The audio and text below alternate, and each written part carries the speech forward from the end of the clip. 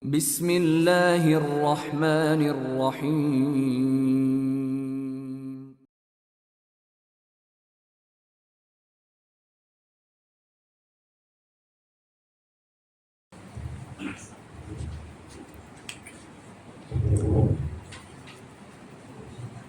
Assalamualaikum warahmatullahi wabarakatuh. Innal hamdalillah nahmaduhu wa nasta'inuhu wa nastaghfiruh wa na'udzu billahi min shururi anfusina wa min sayyiati a'malina. May yahdihillahu fala mudilla lahu wa may yudlil fala hadiya lahu. Asyhadu an la ilaha illallah wahdahu la syarika lahu wa asyhadu anna Muhammadan 'abduhu wa rasuluh. Amma ba'du. فإن أصدق الحديث كتاب الله وخير الهدي هدي محمد صلى الله عليه وسلم وشر الأمور محدثاتها وكل محدثة بدعة وكل بدعة ضلالة وكل ضلالة في النار أو كما قال Mustafa sallallahu alaihi wasallam. Alhamdulillah, kita panjatkan syukur pada Allah Subhanahu wa taala kerana Allah Subhanahu wa taala memberikan kita nikmat, taufik dan hidayah untuk kita istiqamah sentiasa melazimi majlis-majlis ilmu, menghadiri solat berjemaah dan berterusan melakukan ketaatan di jalan Allah Subhanahu wa taala. Yang mana ia merupakan cita-cita kita untuk kita mati dalam melakukan ketaatan kepada Allah Subhanahu wa taala. Jadi pada malam ni kita akan sambung untuk kita menyambung pengajian kita dalam kitab Fiqh Al-Asma' Al-Husna. Kita masih lagi pada nama Allah Subhanahu wa taala Asy-Syakur, Asy-Syakir. Allah Subhanahu wa taala yang Maha bersyukur, atau Allah Subhanahu wa taala yang Maha berterima kasih.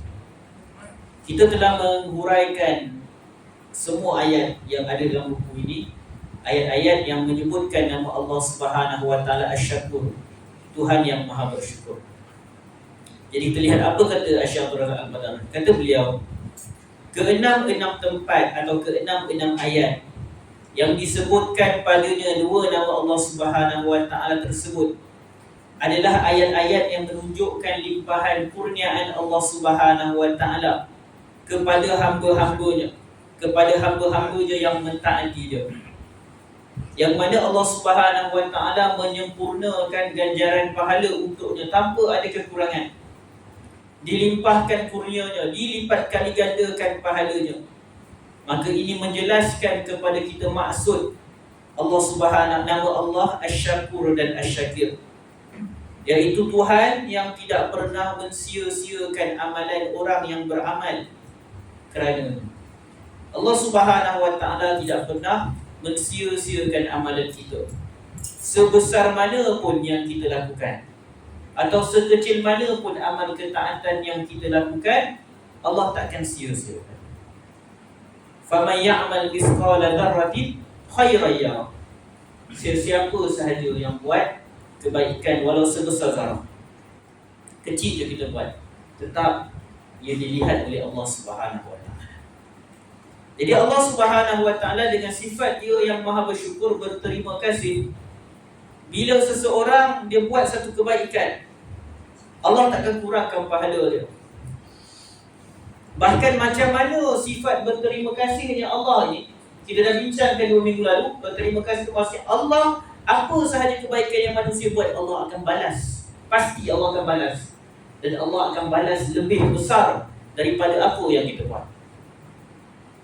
Bukan sekadar amalan yang zahir, manusia baru sahaja berazam nak melakukan kebaikan, Allah dah berikan ganjaran. Dalam hadis yang sahih daripada Abdullah bin Abbas radhiyallahu anhuma, daripada Nabi sallallahu alaihi wasallam, dalam sebuah hadis qudsi, Allah kata, innallaha katabal hasanat was sayyiat. Allah menulis, mencatat kebaikan dan keburukan. Allah mengambil kira kebaikan dan keburukan yang dilakukan. Summa bayyana dzalik faman hamma bihasanatin. Sesiapa yang hamma, berazam nak melakukan satu kebaikan, falam ya'malha, tetapi dia tidak melakukan kebaikan tersebut, katabahallahu lahu 'indahu hasanatan kamilah. Orang yang berazam nak buat kebaikan tapi dia tak buat, mungkin ada keuzuran, tak sempat dan sebab-sebab lain sebab dia tak dapat laksanakan apa yang dia azamkan nak buat kebaikan tu. Allah menulis untuk dia satu ganjaran pahala yang sempurna, bukan separuh, bukan suku. Allah bagi ganjaran yang sempurna kerana keazaman dia nak melakukan kebaikan. Fa'inhu wa hamma biha.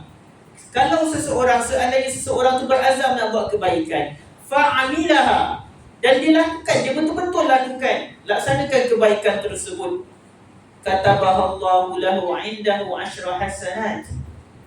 Allah menulis untuk dia 10 kebaikan. Kira 10 kebaikan tu minimum. Ila sab'ini ati'afin, sampai 700 kali ganda. Ila ad'afin kathira, sampai gandaan yang banyak. Maksudnya, bila seseorang tu berazam buat kebaikan dan dia benar-benar melakukannya, dia bukan dapat satu pahala. Berdasarkan hadis ni, komen-komen dia dapat 10 kali ganda. Boleh jadi digandakan sampai 700 kali ganda. Dan boleh jadi digandakan sampai gandaan yang sangat besar, yang sangat banyak, yang tak diketahui berapa kali ganda digandakan pahala tersebut. Nak tunjuk bagaimana Allah berterima kasih, bersyukur atas amal ketaatan yang seorang hamba lakukan. Nak bagi tahu kita buat apa-apa kebaikan tu untuk diri kita, bukan untuk Allah Subhanahu Wa Taala. Sebab Allah tak perlukan kita. Kita buat baik ke kita buat jahat tak mempengaruhi Allah langsung, tak menaikkan ke darjat Allah, tak menurunkan kedudukan Allah. Tapi semua tu untuk kita. Kemudian Allah sebut, wa man hamma bisayyi'atin, siapa yang berazam nak buat dosa pula, falam ya'malha, tapi dia tak lakukan dosa tersebut, katabahallahu lahu 'indahu hasanatan kamilah. Dia berazam nak buat dosa tapi dia tinggalkan, tak jadi buat dosa tersebut kerana tiba-tiba mungkin dia takut, teringatkan Allah Subhanahu Wa Taala. Ditulis untuk dia satu ganjaran pahala yang sempurna. Dia berazam buat kejahatan tadi, tapi dia tak jadi buat, dapat satu kebaikan, dapat satu pahala. Fa'inhu huwa hamma biha, kalau dia berazam buat kejahatan, fa'amilaha, dan dia buat, lalu dia betul-betul buat dosa tersebut, katabahallahu lahu sayyi'atan wahidah. Allah menulis untuk dia satu dosa. Nak tunjuk bagaimana kurniaan Allah Subhanahu Wa Taala yang sangat besar kepada manusia. Baru berazam. Misalnya tuan-tuan, kita berazam nak melakukan kebaikan. Hari ini kita berazam nak pergi solat maghrib berjemaah. Nah, dekat-dekat waktu maghrib hujan lebat. Kalau pergi basah kuyup. Dah memang ada rukhsah dah untuk tak menghadiri solat jemaah bila hujan lebat. Jadi kita pun tak pergi. Kita tak pergi bukan saja sebab ada keuzuran tadi, hujan lebat dan semisalnya, ada urusan lain yang terpaksa menyebabkan tak dapat nak pergi ke masjid untuk solat jemaah misalnya. Maka kita dah dapat dah satu ganjaran tadi, iaitu ganjaran keazaman kita untuk lakukan kebaikan. Tapi bila kita pergi, pelbagai kebaikan menanti kita. Satu langkahan kita, satu tapak kita pergi ke masjid, perjalanan kita nak pergi itu akan mengangkat darjat kita, menggugurkan dosa-dosa kita. Lepas tu bila masuk masjid pula baca doa, masuk masjid dapat pahala lagi. Lepas tu solat berjemaah lagi, dapat pahala lagi. Berderet-deret pahala yang menanti kita untuk satu amalan saja, kita solat berjemaah. Berderet-deret pahala menanti kita daripada langkahan kita sampai kita masuk masjid. Lepas tu kita solat tahiyatul masjid lagi, hanya kerana sebab kita pergi masjid tu. Satu amalan kita buat pergi masjid, solat berjamaah ke masjid, maka datang banyak pahala kat kita. Nak menunjukkan bagaimana Allah Subhanahu Wa Taala, Allah sentiasa balas kepada manusia kebaikan yang manusia buat, yang Allah tak perlukan pun Allah balas lebih. Allah tak pernah balas kurang kepada kebaikan yang kita lakukan. Tak akan berlaku Allah balas kurang. Kalau manusia je macam tu kan. Kita tolong dia, tak payah tolong tu kena ikhlas kan, tak mengharapkan balasan. Misalnya kita kerja, Kita kerja dengan manusia. Siang malam kita kerja. Pagi masuk tepat pada waktunya. Kadang-kadang overtime. Tapi cuma tanya ke orang yang kerja, yang kadang-kadang kerja kat kedai yang kena overtime. Kadang-kadang overtime pun tak boleh nak claim. Macam-macam alasan diberikan. Itulah. Pada waktu dah kerja lebih masa, dia berhak dapat. Dia dapat lebih, tapi dia dapat gaji kurang daripada yang sepatutnya. Jadi itu manusia. Tapi Allah Subhanahu Wa Taala rahmat dia luas, baru berazam nak buat kebaikan Allah dah bagi dah. Dan banyak dalil lagi yang menunjukkan perkara ni. Dan siapa pula yang dapat pahala bila dia berazam nak buat dosa? Takut pula orang selapang pun macam kita berazam lah nak buat dosa malam ni, tapi esok tak payah buat, dapat pahala dah. Bukan. Sebab dalam riwayat yang lain, tadi hadis Sahih Al-Bukhari, hadis Sahih Al-Bukhari yang lain daripada Abu Hurairah. Allah Subhanahu Wa Taala sebut, kalau seseorang itu dia nak melakukan, yaqulullah idza arada 'abdi ay ya'mala sayyi'atan fala taktubuha 'alaihi hatta ya'malha. Allah kata, kalau hamba-Ku nak buat satu keburukan, satu dosa, jangan kamu catat. Allah kata kat para malaikat, jangan kamu tulis. Dia nak buat kejahatan tapi jangan tulis dulu.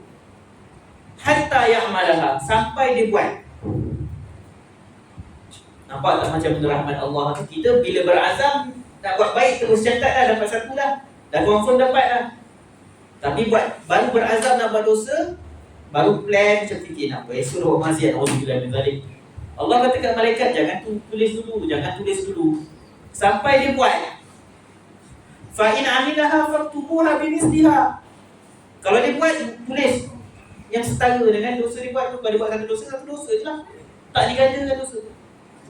Wa in tarakaha, kalau dia tinggalkan dosa yang dia berazam nak buat tu, bila dapat pahala? Bila tinggalkan tu. Wa in tarakaha min ajli, kalau dia tinggalkan dosa tu kerana aku, faktubuha lahu hasanah, tulislah untuk dia satu pahala. Maksudnya orang yang berazam tinggalkan dosa tu, dia yang berniat buat dosa tapi tak jadi buat dosa kerana takut ke Allah, itu yang dapat pahala. Tapi kalau dia tak jadi buat, dia berazam esok nak buat maksiat, dia bangun tidur tak apa sibuk, tak sempat buat maksiat, alhamdulillah lah. Tapi dia at least dia tak dosa. Nak menunjukkan rahmat Allah Subhanahu Wa Taala yang sangat luas. Allah yang maha bersyukur dengan amalan manusia. Kalau kita kerja misalnya tadi, kerja overtime, kerja lebih masa, gaji dapat macam tu juga. Tapi bila buat silap sikit je, habis. Warning letter terus. Kan? Kalau kerja-kerja yang tak ada kontrak, offer letter pun tak ada, ditendang tu macam tu je. Nak bawa kat pejabat buruh pun tak boleh. Semua hitam putih tak ada. Kan kalau kita kerja kedai makan ke apa yang kerja mana ada offer letter ke apa. Tak ada bukti kita bawa kat pejabat buruh. Tendang macam tu je. Itu manusia. Kita buat silap sikit pun terus kena. Tapi Allah Subhanahu Wa Taala, kita buat silap sikit-sikit tu je lah yang hukum. Tapi kita buat kebaikan yang sedikit, Allah bagi lebih kat kita. Macam Allah bagi gaji lebih kat kita. Itulah rahmat Allah. Allah yang maha bersyukur. Tuhan yang tak sia-siakan amalan orang yang beramal. Dia melipatkan kali ganda pahala tanpa perhitungan. Yang menerima sedikit pun daripada amalan lalu membalasnya dengan pahala dan pemberian yang banyak. Allah terima walaupun sedikit mana. Kita ni tuan-tuan, kalau kita bersedekah, orang dapat tahu kita sedekah, kau sedekah sikit. Buat apa? Kau sedekah apa RM10 kepada tabung Palestin, bukan boleh bebas pun Palestin tu. Kalau kita nak mengharapkan redha manusia adalah tujuan yang tak akan dapat kita capai. Manusia atau orang beriman pun kadang-kadang dia ada sifat-sifat munafik. Dia suka merendah-rendahkan amalan. Jadi kalau kita buat satu kebaikan kerana manusia, memang kita takkan buat kebaikan. Sebab akan ada je orang yang meremehkan kebaikan kita. Dia rasa macam, alah apa yang kau buat ni tak ada nilai pun. Tapi di sisi Allah Subhanahu Wa Taala bernilai yang sangat besar. Allah pasti akan bagi ganjaran kepada kita. Walau sedikit pun. Walaupun orang tak pandang kebaikan yang kita lakukan. Jadi tuan-tuan, bila kita dah faham nama Allah Asy-Syakur, Asy-Syakir ni, kita tak payah risau Bila nak beramal, dia dapat pahala ke tidak, dapat pahala ke tidak. Kita kena faham Allah Asy-Syakur. Asy-Syakir yang penting bila kita beramal, pastikan niat kita betul dan cara kita betul. Lepas beramal kita doa ke Allah, minta Allah terima amalan kita dan maafkanlah kita kalau ada silap, salah silap dalam amalan kita. Misalnya waktu solat, waktu amal ibadah ada terosak sikit amalan kita, mungkin kita terbuat benda yang membatalkan amalan dan kita tak sedar. Kita minta Allah ampuni kita. Sebab rahmat Allah Subhanahu Wa Taala itu yang sangat luas. Dan dalam hadis yang kursi yang sebelum pernah disebutkan, sesiapa yang mendekatkan diri kepada Allah Subhanahu Wa Taala, siapa datang kepada Allah sedemikian, Allah datang kepada dia sehasta. Siapa yang datang kepada Allah sehasta, Allah datang kepada dia sedepa. Siapa yang datang kepada Allah dengan berjalan, Allah datang kepada dia dengan, orang kata harwalan jalan laju-laju. Nak bagi tahu, Allah sentiasa bagi lebih kepada manusia. Allah bagi lebih kepada kita sampai kita tak payah risau tentang amalan kita. Yang penting kita buat. Kena ada risau takut tak diterima amalan, tapi jangan sampai membawa kepada sangka buruk kepada Allah Subhanahu Wa Taala. Sebab jelas Allah rahmat dia luas. Allah bersyukur. Al-Imam Ibn Qayyim rahimahullah ketika menjelaskan nama Allah Subhanahu Wa Taala Asy-Syakur, Asy-Syakir, dia menyatakan adapun bersyukurnya Allah Subhanahu Wa Taala, dia paling berhak dengan sifat syukur daripada setiap hamba yang paling banyak bersyukur. Kalau kita nampak ada orang yang banyak bersyukur, ada manusia yang sentiasa, orang bersyukur ni buat apa tanda dia? Dia sentiasa menggunakan nikmat yang Allah bagi untuk mentaati Allah Subhanahu Wa Taala. Syukur Allah lebih besar daripada dia. Kalau kita rasa kita dah banyak sangat bersyukur kepada Allah, syukur Allah kepada kita lebih besar daripada syukur kita kepada Allah Subhanahu Wa Taala. Bahkan bila kita bersyukur pada Allah, kita ucap Alhamdulillah, Allah tambah lagi nikmat kat kita. Allah dah bagi nikmat kat kita, lepas tu kita bersyukur pula di atas nikmat yang Allah bagi, Allah tambah lagi. Kalau kita tolong orang terima kasih kat kita, ya Alhamdulillah, bagilah orang terima kasih kat kita. Itu je lah, kita rasa seronok lah orang terima kasih kat kita. Tapi Allah Subhanahu Wa Taala, bila orang berterima kasih kepada Allah Subhanahu Wa Taala, Allah bagi lagi, Allah bagi lagi, Allah bagi lagi. Dia melimpahkan pemberian kepada hamba-Nya dan memberikan taufik kepadanya agar dapat bersyukur kepada-Nya. Allah tambah lagi antara nikmat yang Allah bagi kepada manusia yang bersyukur ialah Allah tambah hidayah kat dia sampai dia makin banyak bersyukur kepada Allah Subhanahu Wa Taala. Dia bersyukur, Allah bagi tambah hidayah lagi. Dia bersyukur, Allah tambah lagi. Jadi Allah bersyukur, berterima kasih kepada amalan yang sedikit. Jadi sifat syukur Allah ini adalah sifat zatiyah. Dia bukan sifat, dia kalau kita sifat fa'liyah ni sifat perbuatan-perbuatan Allah, af'alullah. Af'alullah ni maksudnya Allah, dia si perbuatan-perbuatan yang bergantung kepada kehendak Allah. Siapa yang Allah nak ampuni, misalnya orang-orang beriman yang banyak buat dosa.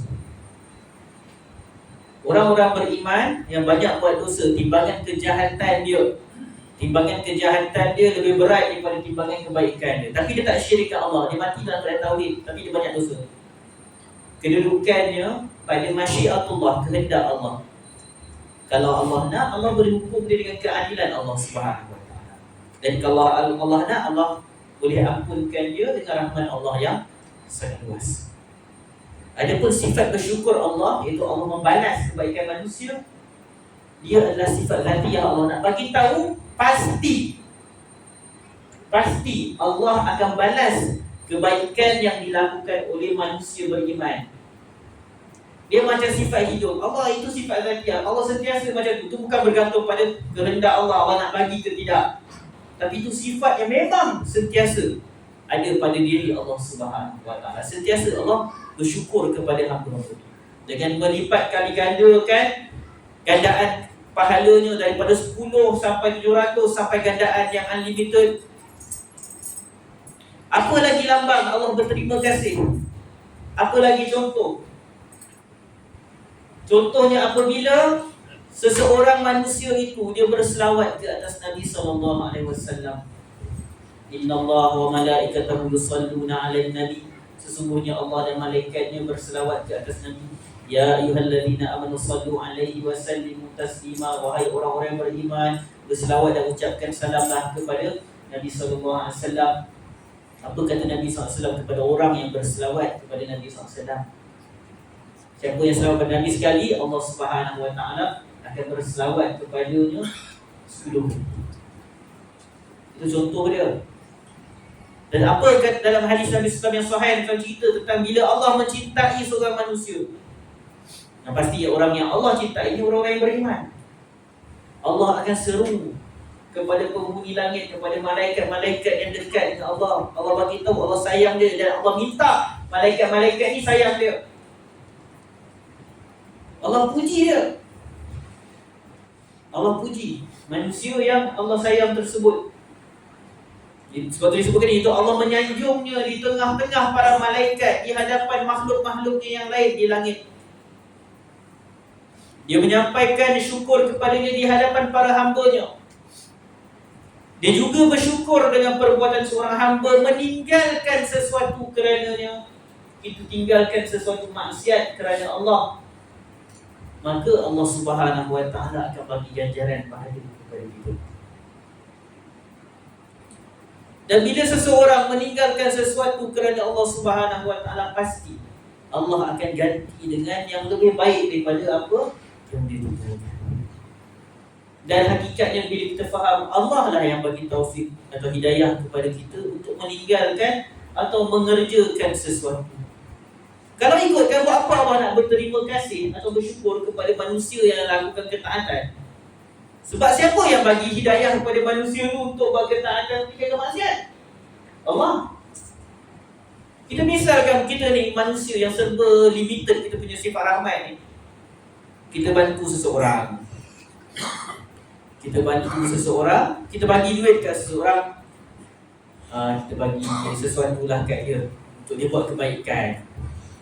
Kita bagi untuk dia buat kebaikan. Lepas tu dia gunakan duit yang dia bagi tu. Kita bagi dia duit misalnya. Dia guna duit tu untuk belanja kita makan. Dia guna duit yang kita bagi kat dia untuk belanja kita makan. Kita tak rasa apa-apa, duit tu duit kita. Kita bagi kat dia dan dia belanja kita. Macam kita belanja duit diri kita sendiri lah. Itu kita sebagai manusia. Kita tak rasa apa-apa. Kenapa nak aku terima kasih kat dia? Duit tu pun duit kita, kan? Logiknya. Tapi Allah Subhanahu wa taala, Allah yang bagi taufik dan hidayah kepada kita untuk buat amal kebaikan. Lepas tu bila kita buat amal kebaikan tersebut, Allah berterima kasih kat kita dengan bagi pahala lagi. Allah yang bagi taufik dan hidayah kepada kita untuk bersyukur kepada dia. Bila kita bersyukur kepada Allah SWT, Allah tambah lagi nikmat. Allah yang bagi, lepas tu kita gunakan nikmat yang Allah bagi tu di jalan kebaikan. Selama bersyukur kepada dia, Allah tambah lagi. Begitulah sifat bersyukur Allah yang tak dapat kita nak gambarkan kehebatannya, keluasan syukur Allah Subhanahu wa taala tersebut. Kemudian kita sebut contoh-contoh yang sebelum ni, bagaimana Nabi Yusuf AS yang diuji dengan berbagai ujian dalam kehidupan dia, yang mana bagaimana Allah akhirnya membalas kesabaran Nabi Yusuf AS dengan ujian-ujian tersebut dengan memberikan keluasan, kemenangan, membebaskan daripada kesusahan tersebut. Allah letakkan dia di tempat yang mulia. Begitu juga di kala mana para syuhada, orang-orang yang mati syahid, menyerahkan tubuh-tubuh mereka kepadanya hingga para musuh mengoyak-ngoyakkannya. Orang-orang yang mati syahid, yang mana mungkin kalau kita lihat kematian mereka dalam keadaan kematian yang mengerikan, hancur tubuh badan mereka, Allah berterima kasih kepada mereka. Yang mana dalam hadis-hadis yang saya menyebutkan bagaimana roh mereka ini akan menjadi burung yang hijau. Burung hijau tu yang jadi tu akan jadi tempat tinggal untuk roh-roh orang-orang yang mati syahid ni. Mereka akan berkeliaran di sungai-sungai dalam syurga, memakan sebahagian buah-buahannya sampai hari kebangkitan. Kalau orang beriman, roh kita ke mana? Ke alam barzakh. Ke alam barzakh. Kita cerita minggu lepas kan dalam bab kita Tazkirah macam mana lepas orang beriman dan naik ke langit tertinggi, lepas tu diturunkan balik ke muka bumi. Tapi dalam alam barzakh kita dah nampak dah macam mana kedudukan kita kat syurga. Tapi orang yang mati syahid, tuan-tuan, roh dia berada dalam burung hijau yang berterbangan ke sana ke sini di dalam syurga. Roh dia dah masuk syurga dulu dah. Roh dia dah masuk syurga dulu. Tuan-tuan, nikmat yang Allah Subhanahu Wa Taala bagi. Sebab apa? Orang yang mati syahid, dia mengorbankan nyawa dia. Jadi Allah bagi kat dia nikmat yang sangat besar. Orang beriman yang lain meninggal pun Allah dah bagi nikmat yang sangat besar. Bagaimana orang yang meletak, yang merelakan diri dia untuk dimusnahkan begitu saja semata-mata untuk mempertahankan agama Allah Subhanahu Wa Taala. Itu nikmat yang Allah bagi kepada orang yang mati syahid. Yang mana kalau beginilah yang Allah muliakan kepada orang-orang yang mati syahid. Kat mana kita nak kata kepada orang yang bila ada orang Islam yang mati syahid, dia boleh gelak-gelakkan. Kita baca kan baru-baru ni Yahya Sinwar, pemimpin pejuang Palestin dekat Gaza. Macam mana kematian dia? Dia dapat kematian sebagaimana yang dia idam-idamkan. Tuan-tuan, saya ikuti ucapan-ucapan beliau ketika itu. Beliau memang tegaskan dia nak mati macam tu. Dia hidup dia memang diserahkan, diwakafkan hidup dia untuk perjuangan melawan Zionis. 2 kali kena penjara. Kali kedua kena penjara seumur hidup. Tapi lepas 22 tahun dalam penjara dia dibebaskan pertukaran dengan seorang tentera Israel yang ditangkap. Berapa tahun tentera Israel itu ditawan kat Gaza untuk bebaskan Yahya Sinwar dan beberapa ramai lagi tahanan Palestin. Dalam peperangan di pertemuan lepas, dah lebih setahun dah peperangan. Beliau dituduh macam-macam. Orang-orang kata dia ni menyuruh dekat dalam terowong lah, hidup dikelilingi tebusan lah. Tapi tuan-tuan, akhirnya kematian dia mati macam seorang hero yang digambarkan dalam filem yang tak pernah terfikir oleh kita. Yang mana manusia Zionis yang membunuh dia, cuba mengairkan dia, siarkan video dia kena serang. Tapi akhirnya video yang disiarkan tu menunjukkan dia ni bukan orang yang macam dikatakan menyorok, lari, takut. Bayangkan seorang manusia yang nak dibunuh sampai kena bedil 2 kali nak kena kebal. Hancur. Tangan kanan dia hancur, tuan-tuan. Saya tengok video tersebut. Tangan kanan dia hancur. Waktu baru keluar, waktu tentera Zionis keluarkan, dia orang yang publish benda tu. Hancur tangan kanan dia. Tapi punca kematian dia tembakan kat kepala dia. Sebab 2 kali dia kena bedil dengan kereta kebal, dia tak mati. Tapi dia cedera teruk. Cedera teruk. Jadi lepas kena bedil, dihantar drone nak tengok dia. Nak tengok dalam bangunan tu. Sebab sebelum tu, dalam keadaan dia macam tu, bila tentera Zionis nak masuk bangunan tu, dia lawan lagi. Dia baling bom tangan. Ini pemimpin tertinggi, tuan-tuan. Dia bukan askar-askar biasa. Dia pemimpin tertinggi pejuang Palestin dekat Gaza tu. Umur dia 61 tahun. Bayangkan dah tua. Tentera Israel nak dekat, dia baling bom tangan. Jadi sampai masuk, dia hantar drone nak tengok dia ni hidup lagi ke mati.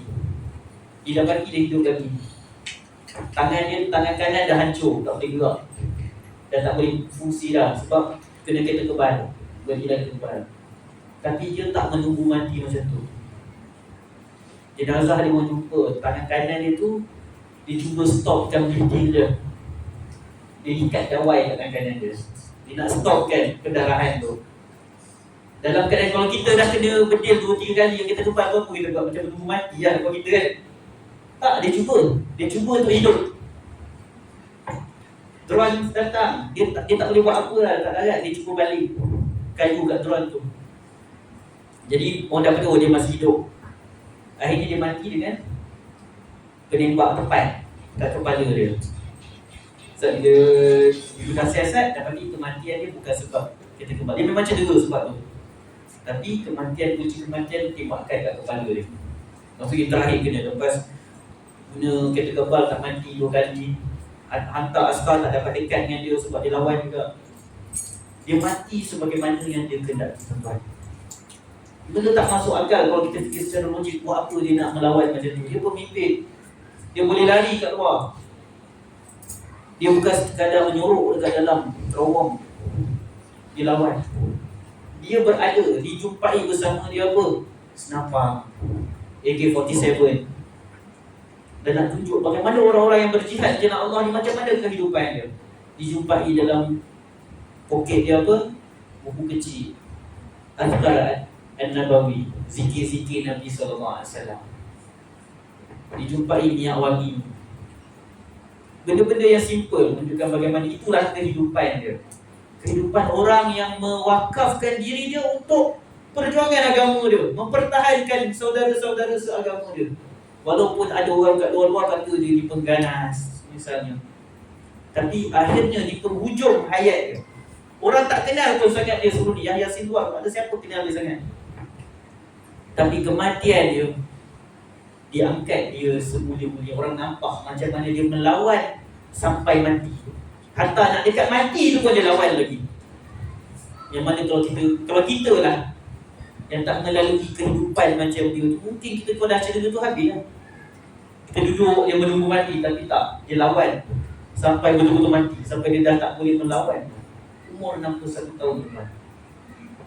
Apa yang ada dalam fikiran orang macam ni? 22 tahun dalam penjara. Dan tetapi na'udzubillah min zalik, ada orang-orang seagama dengan kita.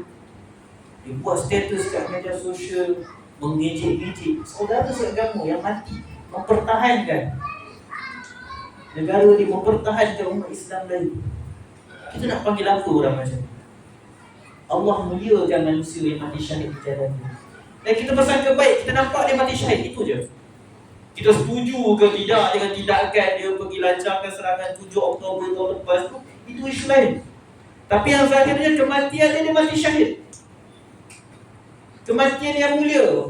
Sampai orang tahu dia mati dalam keadaan apa yang dijumpai kat dalam poket dia, tasbih, buku zikir, buku doa. Itu yang orang jumpa. Orang tak jumpa benda-benda yang tak elok. Jadi petanda-petanda yang baik. Jadi kita buat apa kita nak bersangka buruk kepada manusia yang mati dalam mulia, keadaan mulia tersebut? Apa kita nak jawab di akhirat kelak apabila kita menghina manusia yang Allah Subhanahu Wa Taala muliakan? Apa yang kita nak jawab di akhirat kelak dengan tindakan kita menghina, menuduh bukan-bukan kepada manusia yang Allah muliakan? Alhamdulillah. Yang mana kalau benar Allah terima syahid dia, roh dia sedang berterbangan di dalam syurga. Tuan-tuan, berterbangan dalam syurga. Bukan ke syurga tu yang kita nak. Itu nikmat yang kita nak sekarang. Jadi Allah bersyukur kepada mereka ke atas orang-orang yang mati syahid tersebut. Walaupun tubuh mereka hancur, lalu dia akan kembalikan mereka dalam rupa yang sesempurna, yang ada seindah dan sebaik yang mungkin. Begitu jugalah bagaimana Allah bersyukur kepada para rasulnya yang telah menyerahkan segala harta benda kepadanya untuk memerangi musuh-musuh mereka. Allah bersyukur dengan perjuangan para nabi, para rasul. Rasulullah SAW, bagaimana apa yang baginda SAW hadapi daripada musuh-musuh, daripada orang-orang musyrikin. Bagaimana dengan para sahabat radhiyallahu anhum ajma'in. Kisah Hanzalah, dia baru kahwin. Pada malam pertama dia, lepas bersama dengan pasangan dia, dapat panggilan jihad. Dia terjun ke medan perang, tak sempat mandi wajib. Lalu Allah wahyukan pada Nabi SAW bagi tahu Hanzalah ni, dia orang yang dia jenazah dia dimandikan oleh para malaikat. Sebab dia tak sempat mandi wajib. Macam mana begitu Allah muliakan sesiapa yang mengorbankan dirinya di jalan Allah, mempertahankan agama dia. Allah tak perlukan kita untuk pertahankan agama dia. Allah tak perlukan kita. Allah berkuasa untuk memenangkan agama ni walaupun kita tak memperjuangkan agama ni. Jangan kita rasa agama ni perlukan kita. Jangan kita rasa Allah perlukan kita. Tak. Allah tak perlukan kita. Pengorbanan kita untuk agama ni adalah untuk diri kita sendiri. Untuk kedudukan kita, menentukan kedudukan kita kat syurga kelak macam mana. Nak menentukan macam mana kita mati. Sebab kata Al-Imam Ibn Katsir rahimahullah, secara adatnya, sebagaimana manusia tu hidup dia, macam itulah dia akan mati. Dan macam tu jugalah dia akan dibangkitkan. Allah bersyukur kepada manusia, sekecil-kecil amalan sampai sebesar-besar pengorbanan harta nyawa mereka, menjadikan mereka seharum-harumnya makhluk, sampai mendapat sanjungan di langit dan di tengah-tengah makhluknya. Mereka bincang kepada dalam kitab At-Tazkirah macam mana jenazah roh orang yang beriman, malaikat menyambut dengan penuh kemuliaan, keluar daripadanya bau haruman yang sangat wangi, dimuliakan. Belum masuk syurga lagi, baru keluar roh daripada jenazah, dimuliakan begitu sangat. Jadi begitulah Allah membalas orang-orang yang beriman, yang melakukan kebaikan. Bahkan bukan itu sahaja, kata Asy-Syaikh Razak Al-Badr, antara sifat syukur Allah Subhanahu wa taala adalah dia memberikan balasan di dunia kepada musuhnya lantaran kebaikan dan perbuatan baik yang telah dia lakukan. Orang-orang yang tak beriman, orang-orang kafir, orang-orang musyrikin, amal kebaikan dia memang tak berfaedah di hari akhirat kelak. Tetapi kebaikan rahmat Allah tetap Allah akan balas di dunia. Orang beriman dia dapat rahmat dan dibalas kebaikan dia di dunia dan di akhirat. Tapi orang kafir, adakah tak dibalas langsung? Bukan. Cuma kebaikan dia akan dibalas ketika hidup di dunia sahaja. Akhirat tidak ada rahmat untuk orang-orang kafir. Di akhirat tidak ada pahala untuk orang-orang kafir. Tapi tetap juga amal dia dibalas, tapi di dunia. Nak menunjukkan Allah kepada manusia yang mensyirikkan dia. Orang tu mensyirikkan dia, buat perkara yang paling Allah benci, syirikkan dia, menyekutukan dia. Tapi tetap juga bila orang tu buat kebaikan, Allah terima dalam bentuk Allah bagi ganjaran kepada dia, atau dalam bentuk azab yang dia terima dekat akhirat kelak ringan. Masih berat, tapi dibandingkan dengan orang-orang kafir, sebab neraka pun bertingkat-tingkat. Azab dalam neraka bukanlah satu level saja. Abu Talib, dia tak beriman pada Allah Subhanahu wa taala. Dia enggan mengucapkan 2 kalimah syahadah. Tapi disebabkan kebaikan dia dapat kelebihan, dapat azab yang paling ringan. Yang paling ringan pun teruk jugalah. Tapi pastilah azab Abu Talib lebih ringan daripada Abu Lahab. Sebab itu keadilan Allah Subhanahu wa taala. Orang-orang musyrik tak sama level dia, sesama mereka. Ada yang sangat jahat, ada yang kurang jahat. Jadi variasi juga azab-azab yang ada di neraka. Apa lagi bukti Allah Maha bersyukur, Maha berterima kasih?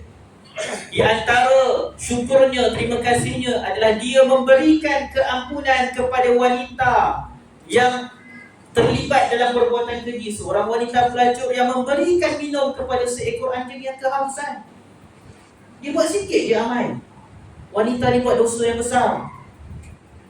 Nak bagi tahu Allah Subhanahu wa taala ni hanya kerana amal soleh yang kita buat, Allah bukan setakat balas dengan pahala, Allah hapuskan dosa kita. Sebab tu Nabi SAW sebab apa? Ittaqillah haitsuma kunta wa atqi sayyi'atal hasanata tamhuha. Ikutilah keburukan dengan kebaikan yang akan memadamkan dosa-dosa kita. Kita banyak buat dosa, tapi kita buat amal soleh, Allah bukan setakat bagi pahala, Allah hapuskan pula kesalahan kita. Kira cincai habis. Kita dengan manusia, kita pernah buat salah kat dia, lepas tu kita tolong dia dalam kesusahan yang teramat sangat, kita tolong dia. Okey, dia terima kasih kita. Tapi dia tak lupa kezaliman yang kita pernah buat kat dia. Itu manusia yang buat. Tapi Allah bukan manusia. Kita berhenti seketika tak. Bismillahirrahmanirrahim. Kata Imam Al-Qayyim rahimahullah tentang sifat Allah yang maha bersyukur. Allah maha bersyukur kepada hamba-Nya di atas perbuatan baik hamba tersebut kepada dirinya sendiri. Sedangkan makhluk, kita ni semua manusia, hanya berterima kasih kepada orang yang berbuat baik kepada kita. Sebab semua manusia dia buat apa-apa amalan tersebut, Allah tak perlukan amalan dia. Allah tak perlukan kebaikan yang manusia buat, tapi Allah berterima kasih kepada mereka. Sedangkan kita hanya berterima kasih kepada orang yang buat baik bila kebaikan yang dia buat tu mendatangkan manfaat kita. Kalau ada orang solat, ada kita terima kasih kepada Allah sebab solat maghrib hari ni. Tak ada, sebab itu kebaikan untuk diri dia, bukan untuk diri kita. Bila dia buat kebaikan yang baik tu, kita keluarkan kita daripada kesusahan, bagi pilihan duit dan sebagainya, pun kita terima kasih kat dia. Kita hanya terima kasih ke orang yang bagi manfaat kita. Tapi Allah berterima kasih kepada makhluk yang tak bagi apa-apa pun kat Allah. Apa dia buat untuk diri dia je, manfaat tu untuk diri dia je. Jadi begitulah Allah Subhanahu Wa Taala. Jadi sangat luas tentang huraian tentang nama Allah Subhanahu Wa Taala Asy-Syakur Asy-Syakir ni. Dan panjang lagi huraian Al-Imam Al-Qayyim rahimahullah. Maka di muka surat 347 ada huraian yang paling penting Al-Qayyim terangkan.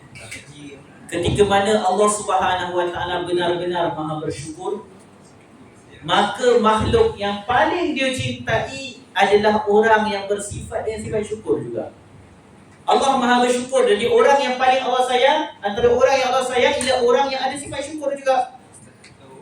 Sebagaimana makhluk yang dia benci adalah orang yang kufur, yang tidak ada sifat syukur tersebut. Jadi ini perkara penting bila kita memahami nama Allah Al-Asma Al-Husna. Kita cuba beramal dengan nama-nama Allah itu, dengan sifat-sifat Allah. Kita memang tak dapat nak mempunyai sifat yang baik, yang sempurna. Dia seperti Allah, walillahi mathalul a'la, laisa kamitslihi syai'. Tak ada sesiapa pun, sesuatu pun yang dapat menyamai Allah.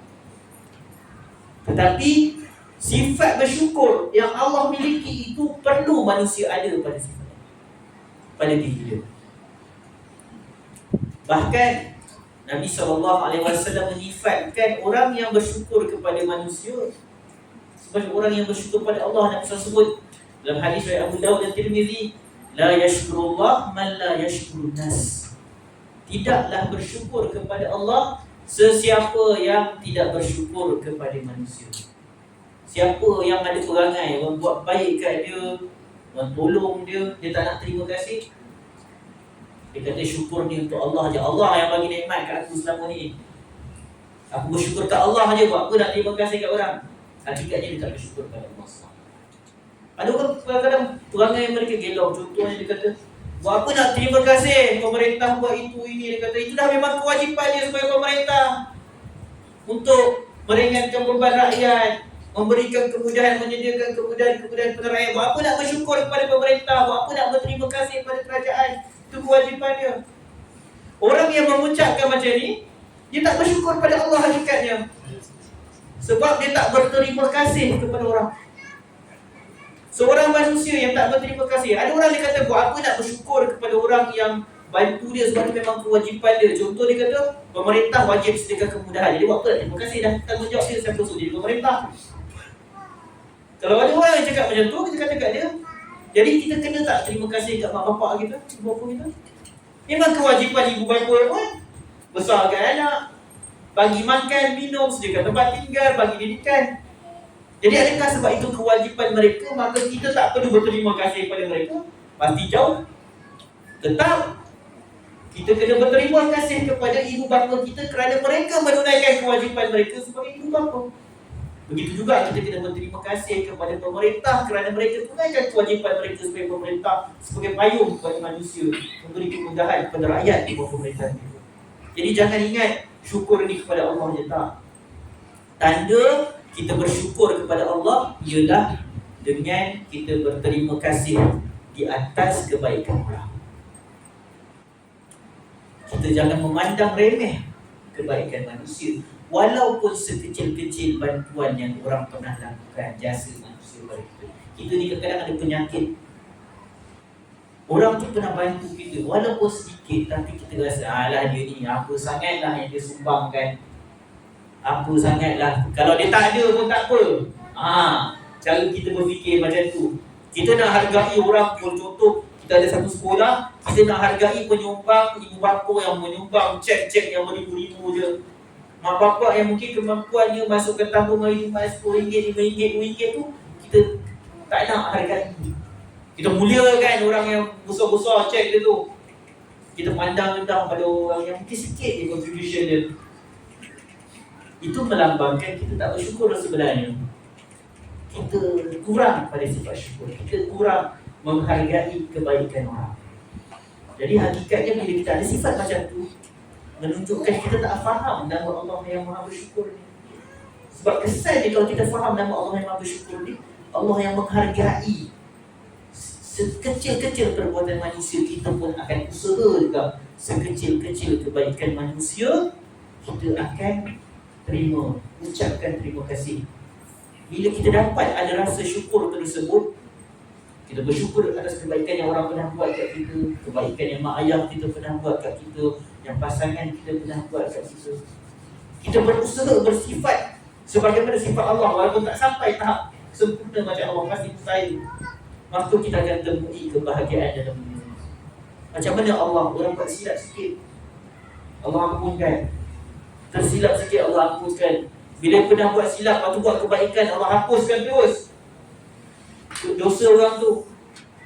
Jadi kita kena berusaha macam tu. Kalau orang tu pernah buat silap di masa silap, tapi sekarang kita nampak dia cuba memperbaiki keadaan dia, dia cuba buat baik dengan kita, layan kita dengan elok, berusaha tunaikan hak-hak kita, maka kita usaha untuk lupakan benda-benda yang lepas tu. Apa dah lepas-lepas lah. Sebab apa? Bila kita cuba menghargai kebaikan orang, sifat kita bersyukur dengan kebaikan orang itu pun akan dibalas oleh Allah SWT. Jadi itu yang dapat kita ambillah pengajaran sedikit daripada nama Allah Asy-Syakur, Asy-Syakir. Panjang lagi lah huraian Al-Imam Ibnu Qayyim rahimahullah, cuma saya cukup sampai di sini sahajalah. So, banyak poin-poin yang beliau sebutkan itu ulangan-ulangan kepada contoh-contoh yang telah kita sebutkan. Jadi semoga Allah Subhanahu Wa Taala jadikan kita di kalangan manusia yang benar-benar bersyukur kepada Allah, berterima kasih kepada manusia di atas kebaikan-kebaikan mereka. Dan semoga Allah terimalah amalan kita walau sekecil mana pun amalan kita semua. Subhanakallahumma wa bihamdika asyhadu an la ilaha illa anta astaghfiruka wa atubu ilaik. Assalamualaikum warahmatullahi wabarakatuh.